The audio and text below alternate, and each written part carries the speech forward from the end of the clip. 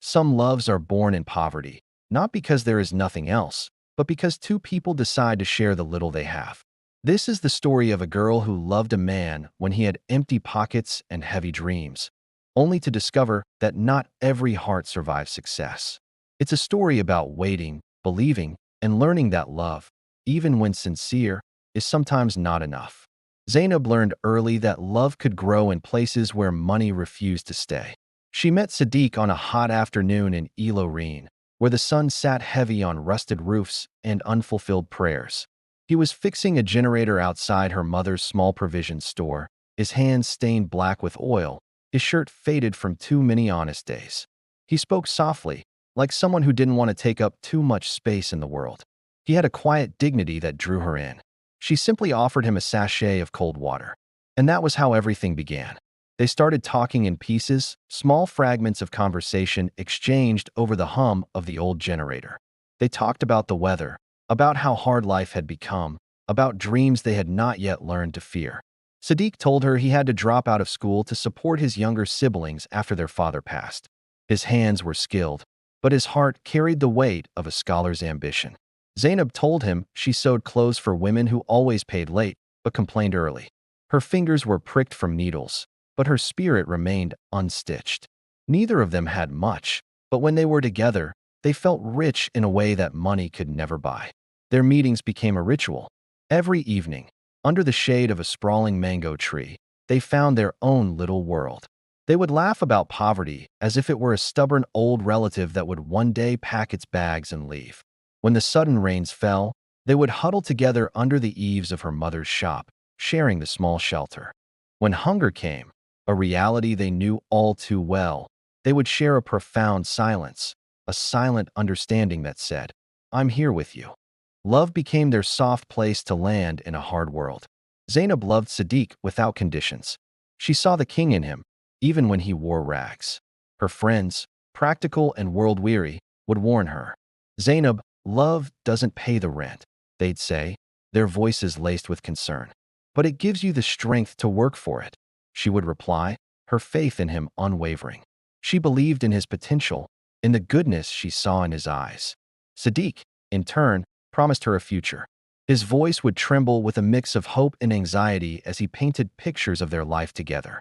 A better job, a small, clean apartment with a real kitchen. Marriage, as soon as things improved. He spoke of a life where they wouldn't have to count every single coin. Zainab believed him, not because she was naive or foolish, but because his heart had always been transparent to her. He had never given her a single reason to doubt his sincerity. Then, one day, opportunity knocked. It came quietly, almost shyly, the way temptation often does. A wealthy businessman, visiting from the city, had his car break down near the workshop where Sadiq sometimes helped out. He was impressed by Sadiq's intelligence, his quick thinking, and his honest work ethic. The man offered him a job in Lagos.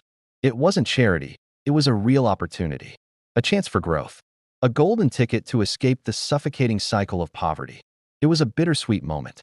Zainab, with her own hands, packed his small, worn-out bag. She folded his two best shirts carefully, tucking in a small prayer. As she handed him the bag, she smiled through a deep-seated fear.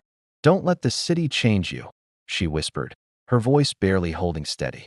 He held her hands tightly, his eyes promising everything. "I'm doing this for us, Zainab. For our future," he promised. And she let him go, because she loved him enough to want him to fly, even if it meant she had to stay on the ground and wait. She waited. At first, Lagos felt close. Sadiq called every single day. His voice was full of excitement as he described the tall buildings that scraped the sky, the endless traffic, and the strange, wonderful feeling of eating 3 full meals a day without worrying about the cost. Zainab listened with a heart full of pride, her spirit soaring with his. She didn't mind that his new, glittering life made hers feel a little smaller, a little duller in comparison. His success was her success. But then, the calls started to reduce. From every day, to every few days, to once a week. The vibrant, lengthy conversations became short, hurried messages that came late at night. Then, even those messages became more careful, more distant. The "I miss yous" felt like a habit rather than a feeling. Eventually, the silence became more frequent than the calls. The distance was no longer just about miles. It had seeped into the space between their hearts. She heard about Aisha from a mutual acquaintance who had visited Lagos. Aisha. The name felt foreign and sharp on her tongue. Aisha was beautiful, but in a polished, manufactured way. She was the daughter of comfort, the niece of powerful connections.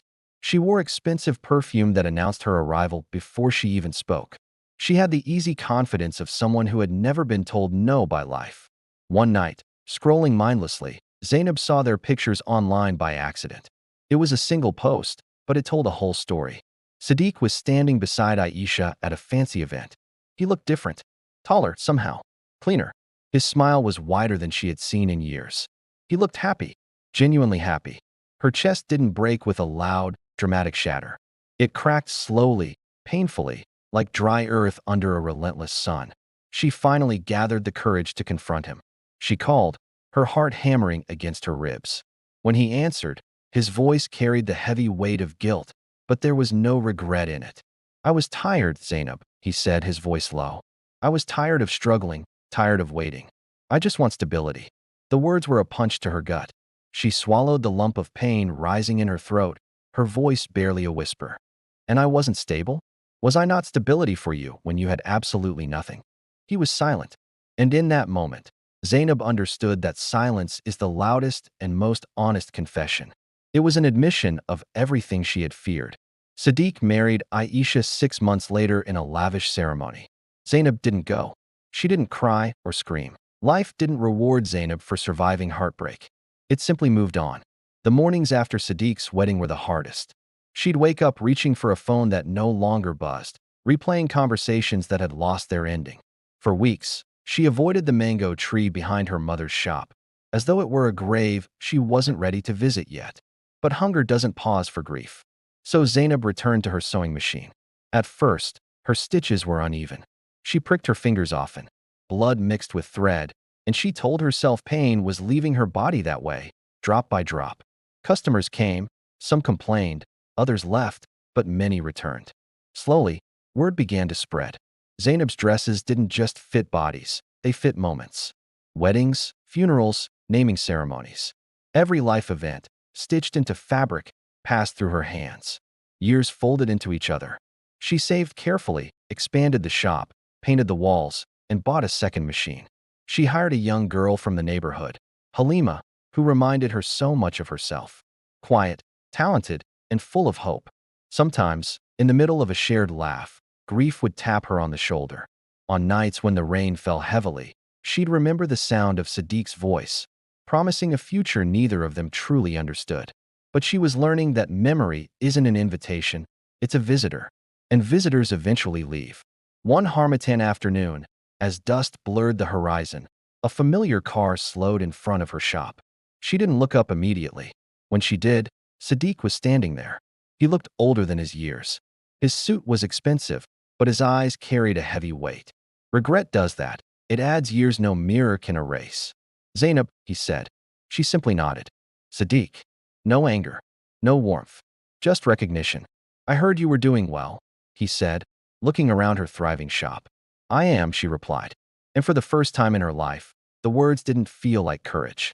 They felt like a fact. He shifted uncomfortably. "I think about you sometimes." She offered a gentle smile. "That makes one of us who learned something." The silence stretched between them. "I made choices," he finally said. "Yes," she replied, her voice steady. "And so did I." He wanted forgiveness. It sat in his eyes like an unfinished sentence. But she had learned something crucial. Closure doesn't always require a conversation. "I wish things were different," he finally managed to say. Zainab met his gaze, her own clear and calm. "I don't." Because different would have meant smaller, quieter, waiting forever for a life that wasn't meant for her. He left shortly after that. That night, Zainab went home and cried, not from pain, but from release. The past had come to visit, seen her standing tall, and had finally left for good. That was enough. Months later, she was invited to speak at a women's skills training program. She stood before a room full of young girls with hungry dreams and trembling hands. "I loved someone once," she told them. "I thought love was staying. I was wrong. Love is also knowing when to walk away without bitterness." They listened. Some nodded. Some cried. One evening, after closing her shop, she sat alone, watching the city breathe around her. For the first time, loneliness didn't feel like an absence. It felt like space.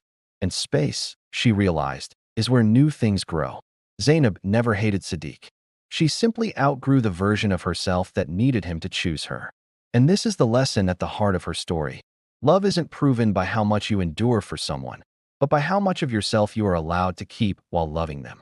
Supporting someone through poverty, struggle, and uncertainty is a beautiful act of the heart, but it should never require you to sacrifice your dignity, your growth, or your identity. People can change when life becomes easier, and that change often reveals who they truly are, not who you hoped they would be. When love stops choosing you, walking away is not failure. It is the ultimate act of self-respect. Healing doesn't mean forgetting the past. It means learning from it, growing beyond it, and understanding that the most important commitment you will ever make is the one you make to yourself. Your worth is not determined by someone else's inability to see it.